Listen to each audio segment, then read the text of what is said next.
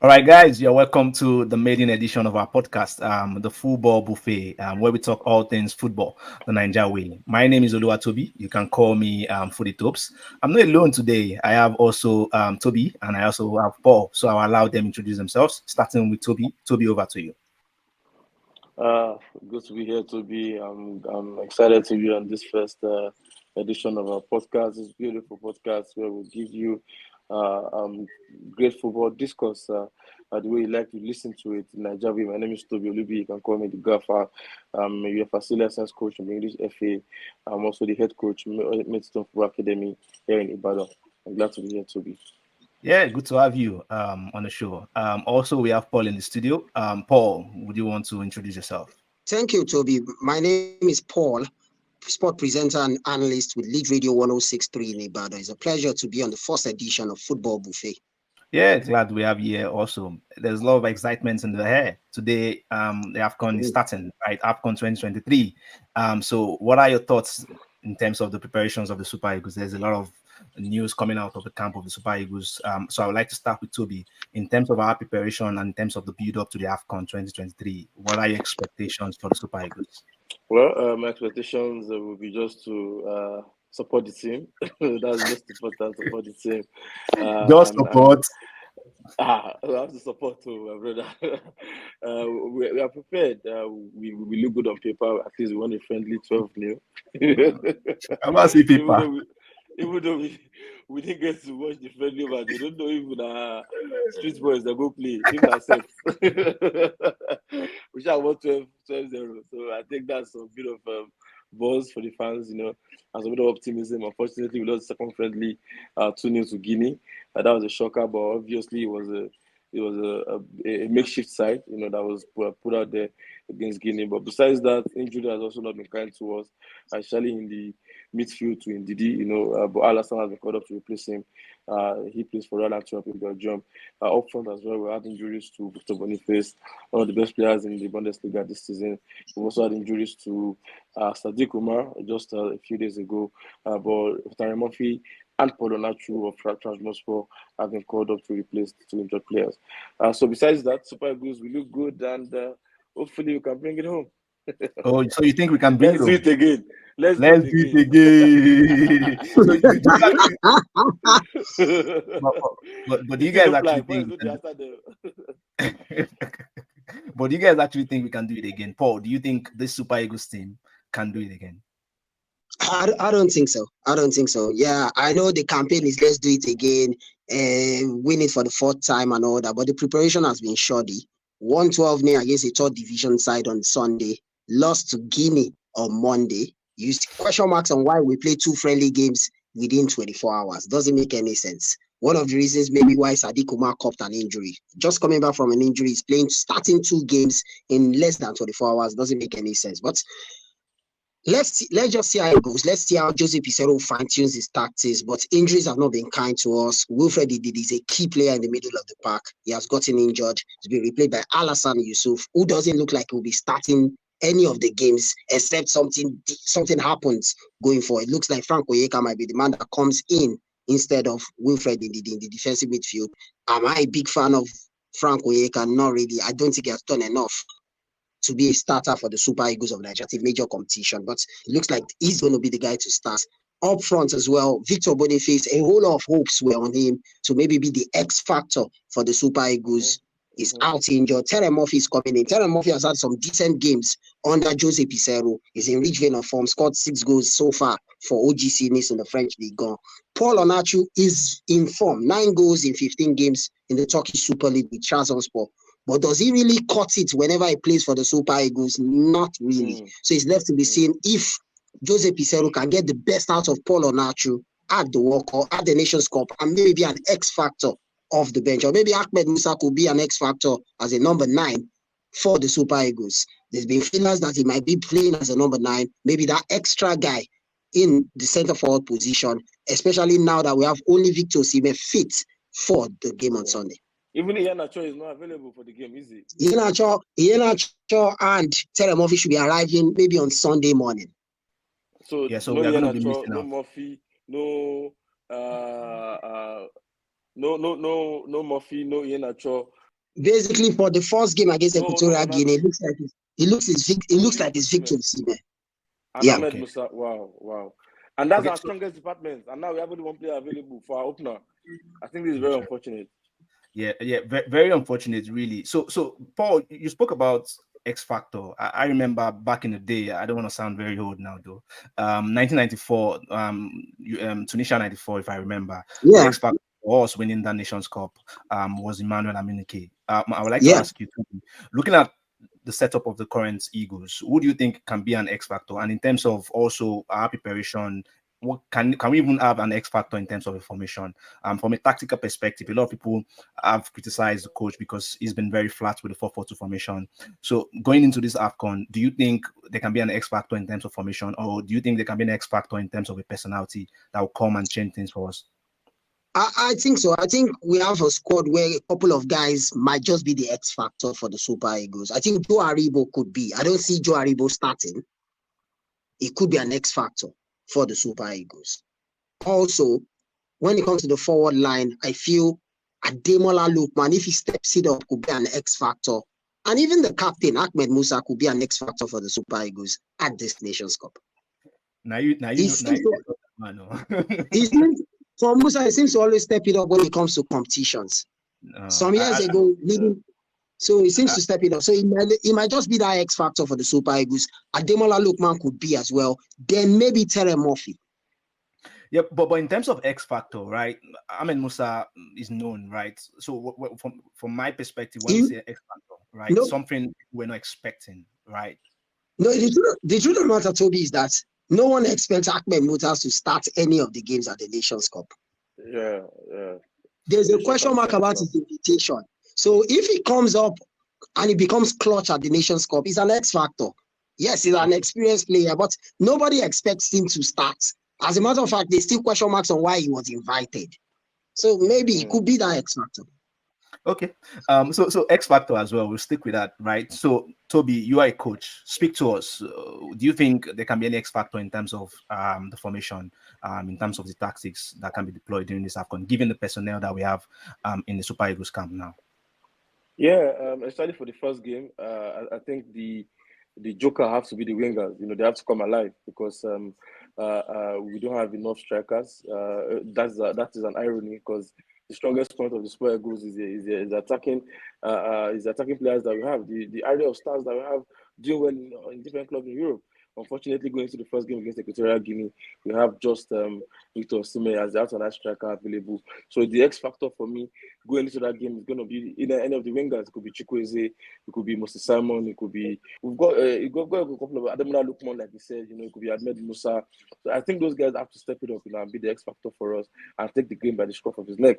In the midfield, we are very weak in the midfield. We've got Indeed is out, so Alassane is in there. Like Paul said, with Alassane starts. You know, that's really a big question to ask. But we've also got Frank Oyendika. I'm a fan of Frank. You know, he's doing well in Brentford. He doesn't get to start a lot of games, but he's got that energy, he's got that industry in him. And then the boy from Club Brugge, you know, Oyendika, who we've not seen a lot of him. Thanks to Joseph Pisoro again, who hasn't given the boy a lot of opportunities. He rather play Wobby in the midfield, which I feel is not the right thing to do because when you're playing with the 4-4-2 system, you want the middle of the park to be compact, to be tight, to be full of industry and energy. Raf and Frank, they make that industry, and I feel we go with those two guys to sit in the midfield and protect the back four, and then allow the wingers to bomb down and then create chances for the strikers, and also the fullbacks. We have a lot of fullbacks that are really good on the ball. They can deliver the ball into the box. They can create. The likes of Olaino, we've got Bright Osai. We've got Oyemachi, we've got Zaidu Sanusi. These guys are really good on the ball. They're quick. They can get up and down the field. You know, just have the midfield sit and defend for them, rather than have an Iwobi pair a Frank and then Iwobi is all over the place and then there's only Frank in the middle of the park, leaving the midfield exposed. So that for me is the tactical battle that I say Posero needs to solve. Yeah. So a lot has been said about that midfield. Some people have the opinion that maybe Ekelechi Nwakali should have been called up, right, in the middle of the pack. I know Nigerians, they can't forget what he has done for Nigeria in terms of, I think, the under-17 championship about 7 or 8 years ago, right? So do you think they should have called someone like Kelechi Nwakali in terms of his creative prowess coming to the fore for the AFCON? What are your thoughts around that, Paul? I don't think so. I don't think Kelechi Nwakali is at the same level he used to be some years ago. He plays in the second tier. I think he plays in second tier in Spain at this point in time, or Portugal. I think he's in Portugal. Yeah, he's in Portugal. Yeah, I think he's in second tier in Portugal. He's not at that level any longer. He was on the provisional list, the 41-man provisional list. But I don't think, I feel the time to have invited a lot of creative midfielders at passed. There were a lot of friendly games over the last 1 year where Jose Pizarro should have called up own-base players in the MPFL, players across Europe that have a little bit of creative spark in them. He didn't. He kept on using the same players, Rafa Yedika, Iwobi, Joe Aribo. Even when Joe Aribo was not starting for Southampton, he kept on calling him up. Why not trying other players out? So there was time to have tried a lot of guys in the midfield. That was never done. So I think at this point in time, when it comes to creativity, we are stuck with Alex Iwobi. Yeah, so I didn't want to go there, but since you brought it up, right, the NFL, right, the MPFL, right? Toby, yeah. I'm going to pose this question to Toby, right? You are a coach, right? And there's been a lot of battle when the 40-man list came about, okay, home base versus foreign base, all of that, no outfield, on base player, blah, blah, blah. In your own opinion, Toby, I'm going to put you on the spot. Do you think we have the quality in the MPFL that can compete in the Super Eagles? Personally, I don't think so. I don't think we do. I'll be brutally honest. I've seen a couple of MPFL games live. I've seen a lot of clips. I don't think that quality is there right now. Maybe some years ago, there were one or two, or maybe when Rabiu Ali was much younger. I still don't know why Rabiu Ali was not able to establish himself in the national team, except for Chan, when there was even the opportunity. I felt Rabiu Ali was someone that could have been called up a couple of times into the Super Eagles team, at least in a couple of those friendly matches that were not so important, or those dead rubber games like the one against Sao Tome at home when we are already qualified. So those kind of games you would like to see players like midfielders like that, because you know there's a problem in the midfield department. So why not offer chances to some other people that you've not seen before, rather than keep calling the same sort of players, and you keep using the same ones that you call. You don't even give opportunities to those other ones that you called are new into the squad.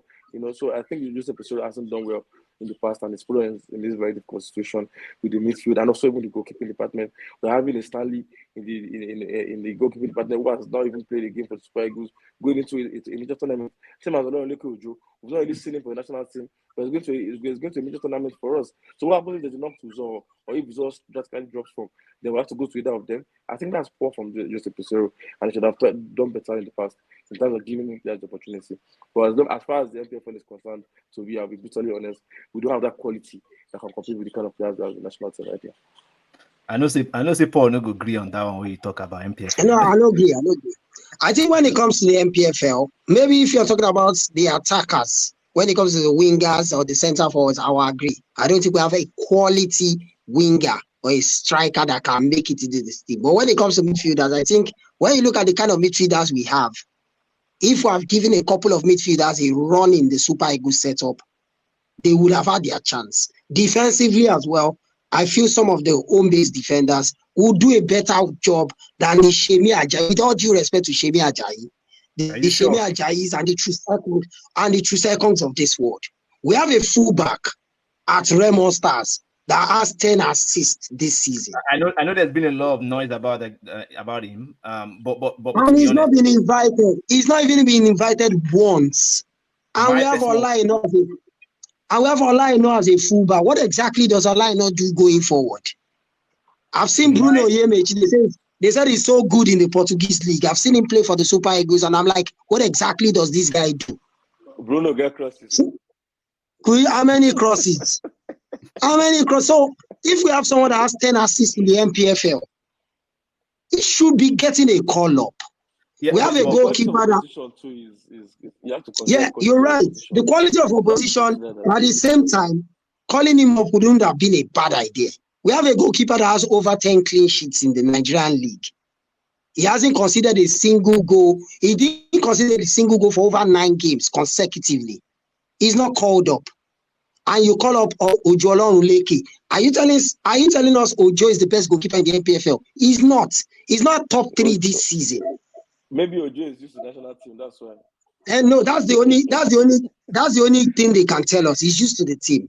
But when it comes to present form, Ojo Olorunleke is not the top 3 in the NPFL. You have Amos Obasoge, you have Kingdom Osai. These are the guys that should have been invited. If you're invited an home-based goalkeeper. So basically, when you look at the players that were invited, when it comes to the NPFL, it shows the coaching crew don't watch the league. Someone just passed that names to them and they invited them. Because if you are inviting based on form in the NPFL, those are not the guys that would have been invited. So I think I don't even want to start the Ojo Olorunleke story now. Now that David that one. But I think I disagree with you on the fullbacks. I think I've been working the Super Eagles for quite some time now, right? I think this is the first time in a while that we have this level of competition in the fullback, right? Yeah, Really? Yes. Yeah. Yes. Okay. Yes. If you go back in the day, we never had this much quality and competition in the fullback. I'm not too sure about this quality. No. I think when it comes, are you going to say Bright, Osai, and Olaino are not quality? AFCON standard. No. Olaino has experience. This is his 3rd African Cup of Nations. He has experience. Olaino for me is not good enough for the Super Eagles of Nigeria. Yeah, but you have a better alternative. That's the question. So Paul, better alternative starts fullback ahead of a Nottingham Forest fullback. He is not going to start, but he should be in this team. Olaino as well won't start. So, but Bright will start. I feel Bright will start. We have Olaino. Then Zedu Sanusi will start on the other flank. I feel Olaino. Apart from those 2 guys I mentioned, Zedu Sanusi and Bright Osai-Sama, Olaino has not done enough. Nah. Bruno Yemechi has not done enough. I disagree there. Did you watch the Bruno Yemechi guy started against Zimbabwe, and I was like, what exactly does this guy do? He had to be taken off. Paul, that's not fair. No, but he hasn't played enough games to be judged by. But the few games I've seen him in, I think it's for the Super Eagles or for Boa Vista. I think for Super Eagles, yeah, I think it's to be fair, it's a good. I don't think so. He might not start ahead of Zedu Sanusi, but he's still a good backup in there for Zedu Sanusi and Liverpool. So can't we have my question is, can we have backups from the NPFL? Why can't we have a backup from the NPFL? That are better than him right now? I don't agree. I think I'm on the same page as Toby here. When you look at the quality that we have, don't forget Jamilu Collins didn't make it to the AFCON, right? Jamilu Collins didn't make it to the AFCON. Yeah, he's kind of just coming back from an injury, still shaky and all that. I think and you also know that we have. But guys, the Jamilu Collins not making the list as well is questionable because Bruno Yemechi has not done enough to keep Jamilu out of the squad. Yeah, that's debatable. It might be debatable, but based on what we have seen over time, Bruno has not shown enough to take out Jamilu from the squad. It's just about the preference of the coach.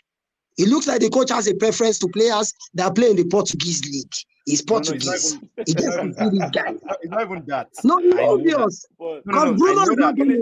Is in Portugal. He's in 2nd tier. No. It's the first year. It's the Chavez. They are last on the table. So I know that. I think I've seen this somewhere that Bruno's agents. Bruno has the same agent as Ose Pasero. I don't know. Yeah.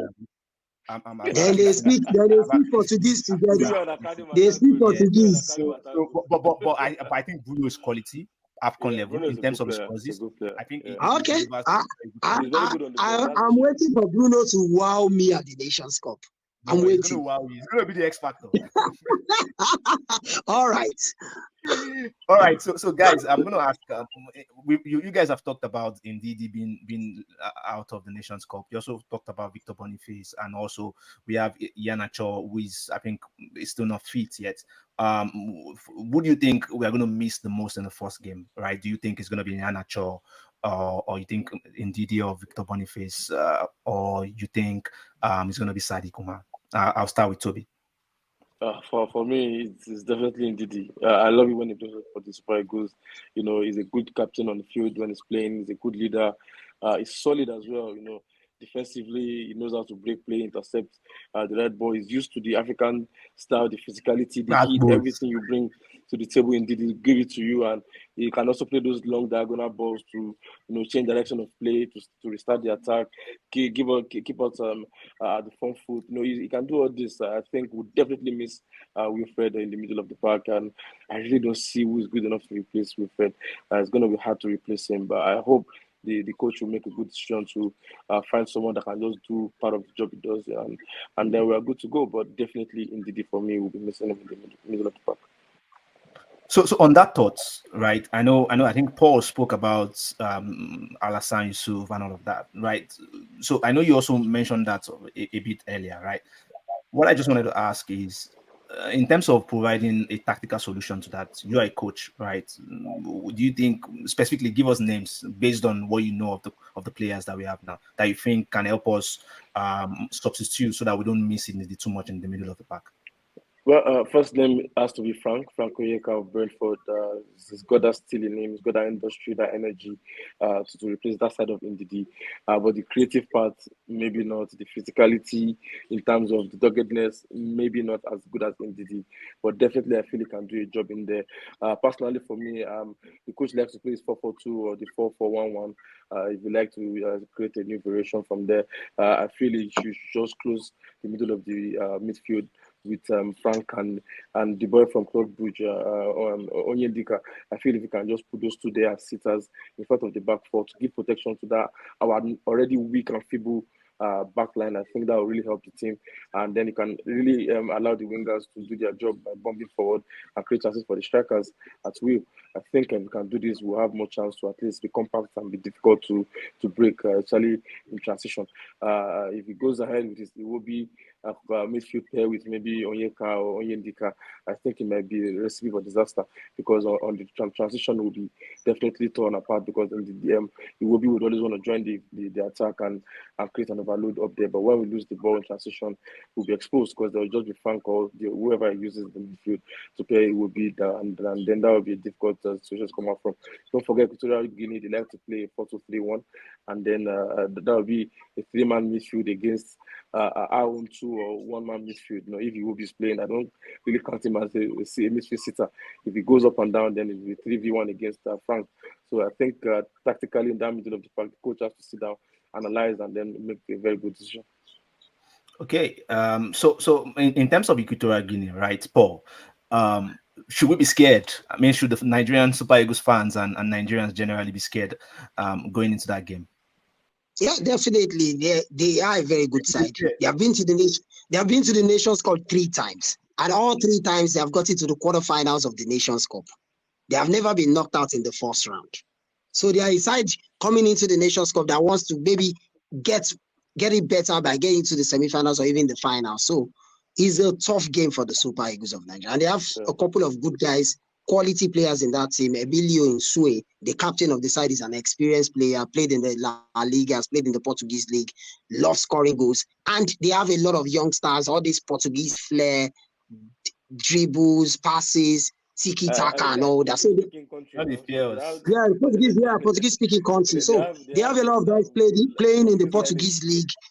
Yeah, so they have these guys that play trickery, football, pacey wingers. So they are a very good side to play. Remember, they defeated Algeria. They're the reason Algeria didn't qualify from the group stages at the last edition of the African Cup of Nations. So they are very good.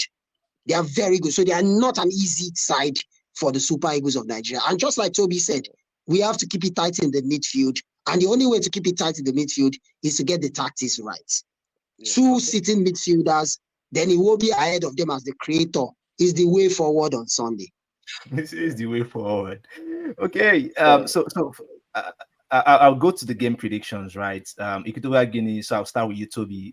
What are your predictions for that game? Equatorial Guinea playing Nigeria. What are your predictions? Nigeria You did win. laugh. Well, He it's choke gonna be a you. tough game. It's gonna be a tough game. Trust me, to be. It's gonna be a tough game. Like Paul said, Emilio Nsue is their go-to man, and guess what? To be, he always delivers, no matter the opposition, no matter the venue. He always scores goals for them. He's their highest goal scorer presently, and they trust him so much. They just lock the midfield, play 5 men behind him, and give him the ball. When he gets it, he knows how to score the goals. So we need to stop the supply to him, and we need to keep him isolated. That way, we can then get our result easily. I believe we can do all this. We can win the game because Emilio Nsue, write this down.